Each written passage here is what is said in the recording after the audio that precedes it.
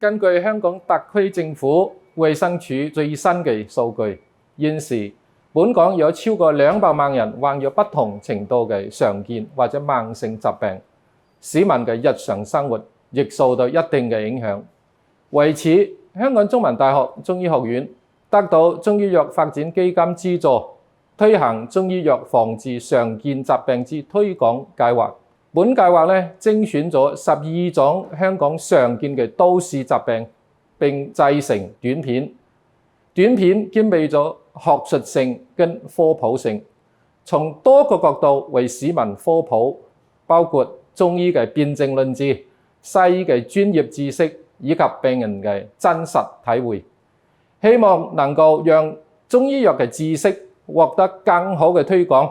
讓市民大眾獲得更多實用性嘅資訊。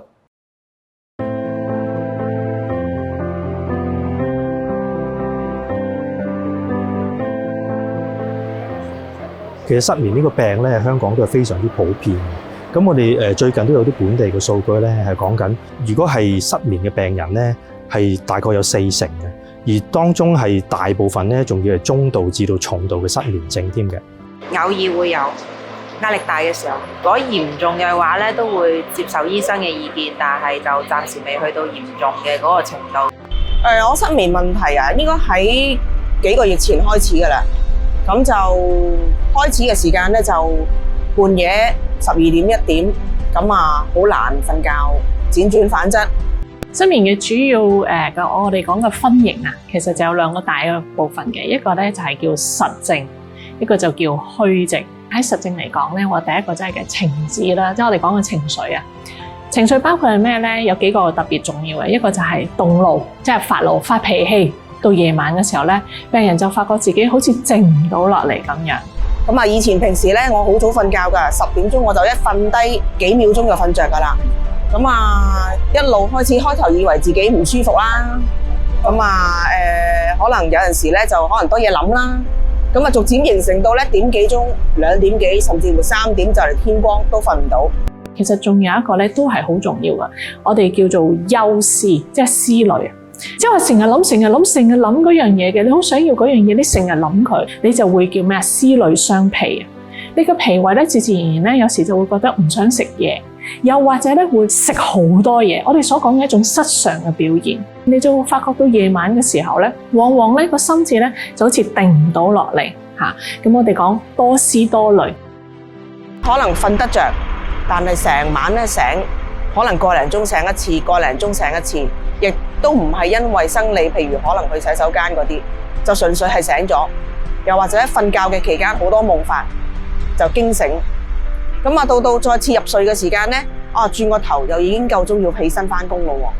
喎。咁而呢啲咁樣嘅睡眠嘅狀況咧，就係要1個禮拜裏邊出現多過3次，成個時段咧就可能係超過3個月咧，我哋先至叫做一個失眠嘅病。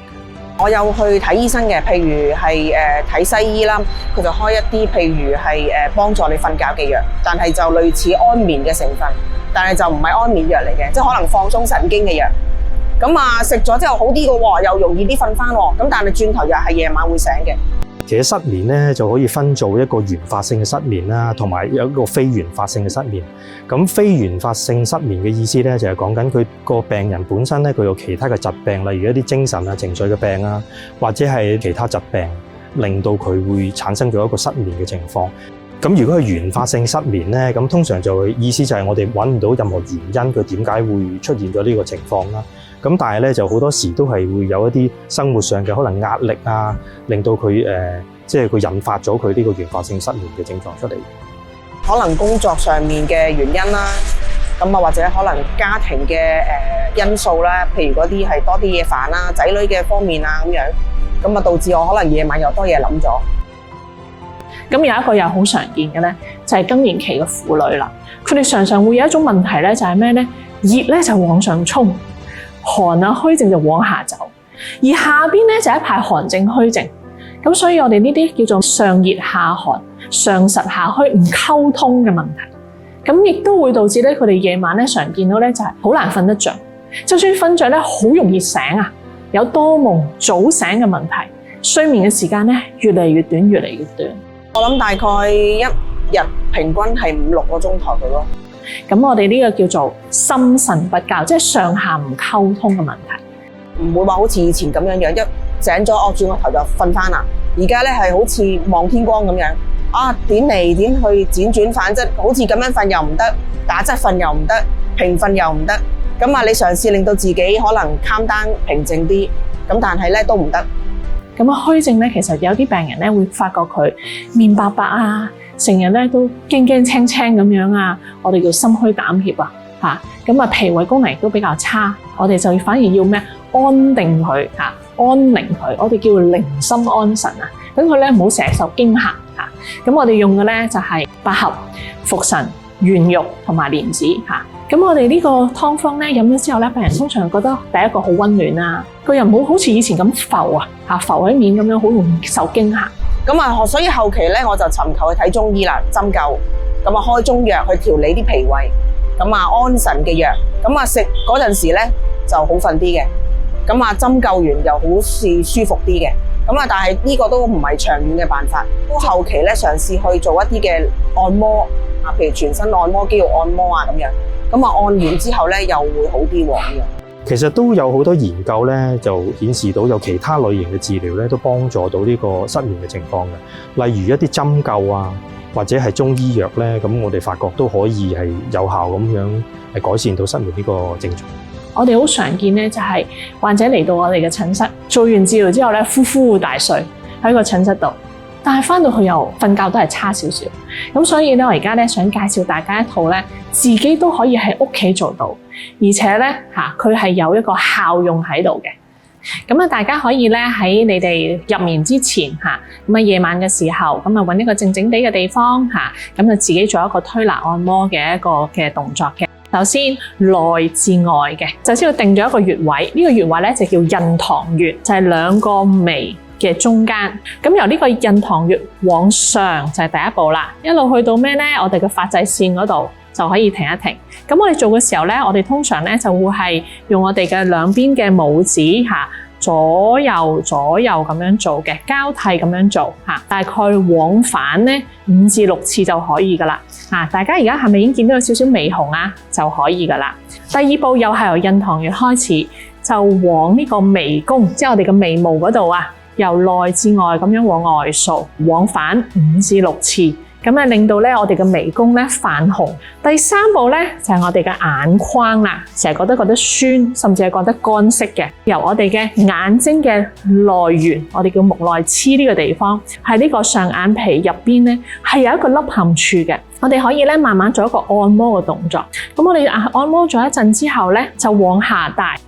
大家經常咧捱夜好大個眼套嘅喎，所以我哋咧就點咧往外咁樣拉上去，記住動作一定要輕柔啊！如果唔係咧，越拉呢個眼套就越大噶啦。咁我哋就慢慢咁樣拉上去，拉到去邊咧？太陽穴啦，4步啦我哋經過眼眶之後，我哋就到鼻喎，由我哋嘅印堂開始拉到落去邊度咧？我哋兩個鼻翼有一個又係一個凹陷處，呢個就係我哋嘅迎香穴啦。我哋喺度做一個按摩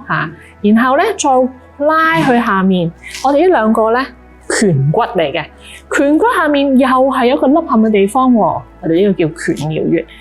按佢再拉上去一樣可以翻去我哋嘅太陽穴嘅，又係往返大概3-4次度。見到我哋每一次做完之後咧，都會有少少泛紅，即係代表咧嗰個局部嘅經絡有通暢啦。我哋知道呢啲地方咧有好多我哋嘅淋巴，自己做嘅時候咧可以用我哋嘅2、3指咁樣拉上去嘅。咁如果我同患者做嘅話，我哋用拇指拉上去，由下頜開始，大家會發覺呢個有一個坑槽咁樣嘅地方嘅，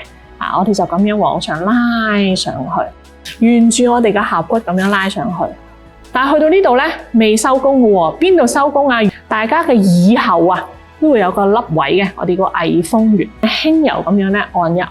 如果自己同自己做咧，我哋可以用食指或者係中指一路拉上去，有最後咧用個拇指按一按佢。最後一個就係我哋嘅五官之一嘅耳朵啦。按揉嘅時候咧，由嗰個外耳殼一路按揉到入邊，咁慢慢按揉佢，又係好似咁樣啦，泛紅為度啦。我哋通常做完之後咧，我哋就會拍一拍咁就係我哋而家收工啦。有陣時我自己咧又會自己去平衡翻嘅，譬如好似係夜晚唔好諗咁多呢啲嘢啊，咁樣啊，手機遠離我自己啊，即係唔好話一瞓唔着就攞住個電話嚟睇啊，咁個效果又好啲喎，即係俾自己一個靜啲嘅空間。我覺得呢一樣嘢都係要使心態、自我調節咯。第一個一定要建立一個規律嘅睡眠習慣，有一個恒定嘅習慣咧，就係一定要捉住你嘅睡意。睡意係一瞬即逝，如果你一旦有睡意咧，你放低你手頭嘅萬樣重要嘅工作，先去睡覺，捉住呢個睡意去入睡，會有效好多嘅。幾時補眠係最好嘅話咧，就係我哋所講嘅中午嘅11點至1點，我哋可以閉目養神。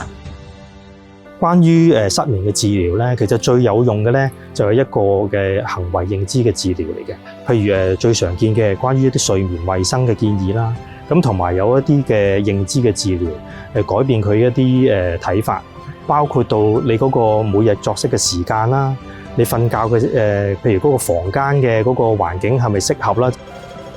咁另外亦都關於你譬如日頭或者係臨瞓之前做嘅活動啊。我哋臨瞓之前啊，就唔好話食太飽啊，唔好食嗰啲刺激性嘅嘢啊，甚至乎日常有冇做足夠嘅運動等等啦。